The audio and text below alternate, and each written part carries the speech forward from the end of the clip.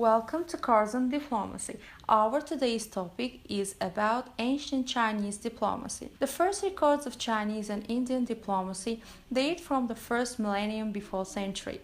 By the 8th before century, the Chinese had leagues, missions, and an organized system of polite discourse between their many warring states, including resident envoys who served as hostage to the good behavior of those who sent them.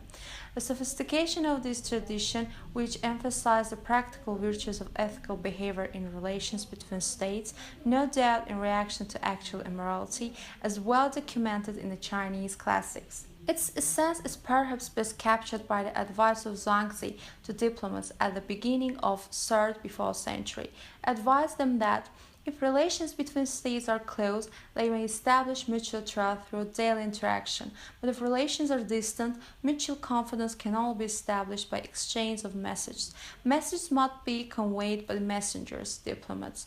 Their contents may be either pleasing to both sides or likely to engender anger between them. Faithfully conveying such message is the most difficult task under the heavens, for if the words are such as to evoke a positive response on both sides, there will be the temptation to exaggerate them with flattery, and if they are unpleasant, there will be a tendency to make them even more biting. In either case, the truth will be lost. If the truth is lost, mutual trust will also be lost. If mutual trust is lost, the messenger himself may be imperiled. Therefore, I say to you that it's a wise rule always to speak the truth and never to embellish it. In this way, you will avoid much harm to yourselves. This tradition of equal diplomatic dealings between contending states within China was ended by the country's unification under the Qin Emperor in 221 before century, and the consolidation of unity under the Han Dynasty in 206 before century.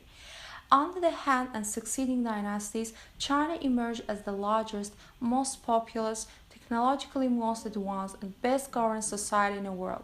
The arguments of early Chinese philosophers, such as Mencius, prevailed. The best way for a state to exercise influence abroad, they had said, was to develop a moral society worthy of emulation by admiring foreigners, and to wait confidently for them to come to China to learn.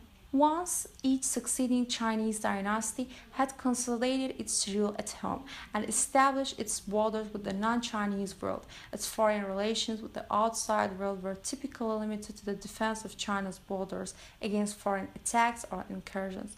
The reception of emissaries from neighboring states seeking to ingratiate themselves and to trade with the Chinese state, and the control of foreign merchants in specific ports designated for foreign trade.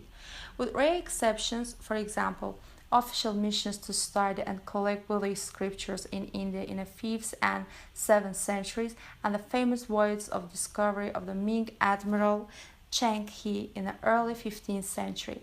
Chinese leaders and diplomats waited at home for foreigners to pay their respects rather than venturing abroad themselves. This tributary system lasted until European colonialism overwhelmed it and introduced to Asia the European concepts of sovereignty, suzerainty, spheres of influence, and other diplomatic norms, traditions, and practices.